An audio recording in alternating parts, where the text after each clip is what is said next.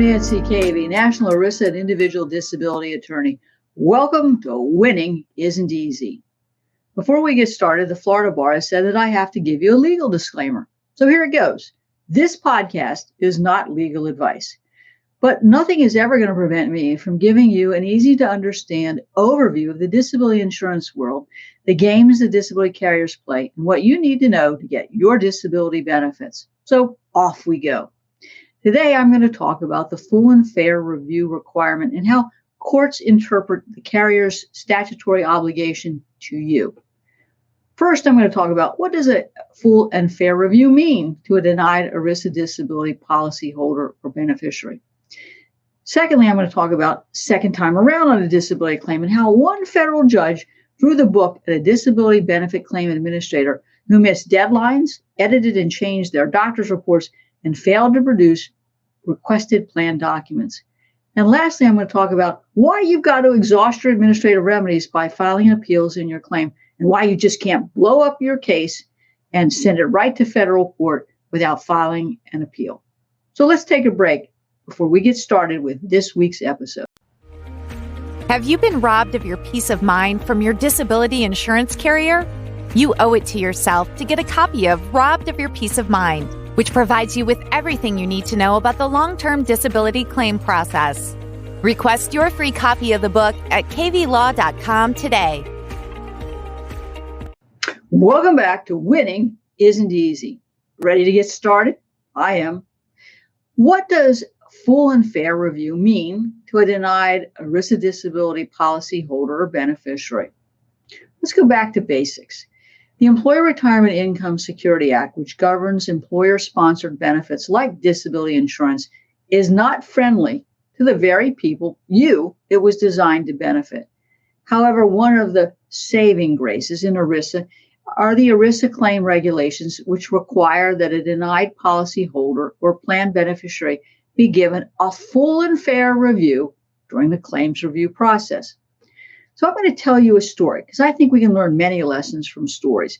And this is the typical story of a claim denial. And I want you to understand the games that disability plans or carriers play.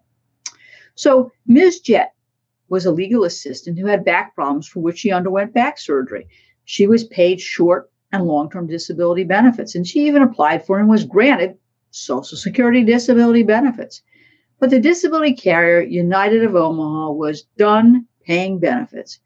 As is customary, United of Omaha had Jett's claim reviewed by two liar-for-hire medical reviewers who never examined her and, as expected, opined that she could do her sedentary job as a legal assistant. She appealed and specifically asked that United of Omaha provide her with any new medical opinions they'd obtained and provide those to her 30 days before the appeal period ended so she could address those in her appeal. So what did United of Omaha do with Jett's request for the updated medical opinions? Well, United told her to stick it. They didn't have any obligation, in their view, to provide her with any updated opinions it had gotten, and they weren't going to give them to her. So there. Of course, United refused to give her the report of the liar-for-hire, not-so-independent medical examiner, Dr. Thompson, before it issued that final denial. Dr. Thompson had opined, as you would expect, that she could engage in seated activities with occasional sitting and standing. Ultimately, Jett files a lawsuit in federal court, and she says, look, Judge, the failure to provide me with this report and an opportunity to respond deprived me of a full and fair review of my claim. The federal court agreed with Mutual because Mutual hadn't relied on Thompson's report to find a new reason to deny the claim, but they had used the report to buttress its earlier conclusions that she could do sedentary work. And the court said that was okay. Well, fortunately, she didn't give up and she appealed to the federal district court. So what did the federal district court do with this full and fair review argument? Now, the First Circuit, which is normally not friendly to ERISA disability policyholders or beneficiaries, was actually upset. They weren't impressed with either Mutual or the federal district judge's ruling in this case.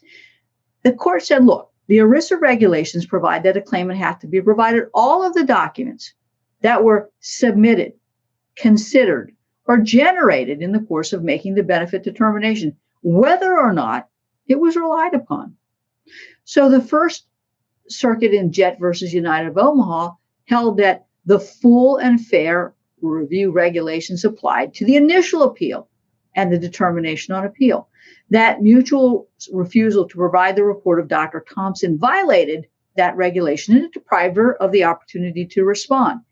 That Mutual of Omaha had to provide her with a copy of the report, even if the report didn't provide a new reason for the claim's denial.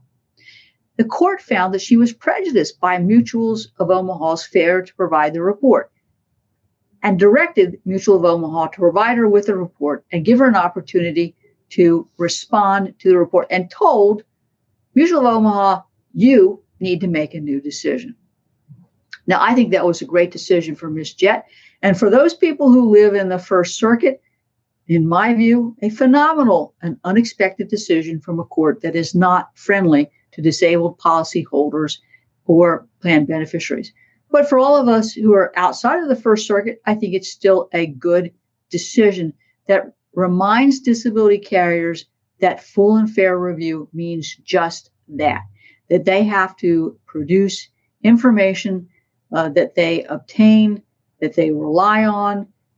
Even if they don't rely on it, they still have to produce it because it was submitted, considered, or generated in the course of making the benefit determination. So great win. In the next segment, I'm going to talk about the second time around on a disability claim and how one federal judge threw the book at a disability benefit claim administrator who, on remand, missed deadlines, edited and changed their doctor's reports, and failed to produce and requested plan documents. Let's take a quick break before we learn how one disability carrier got their head handed to them.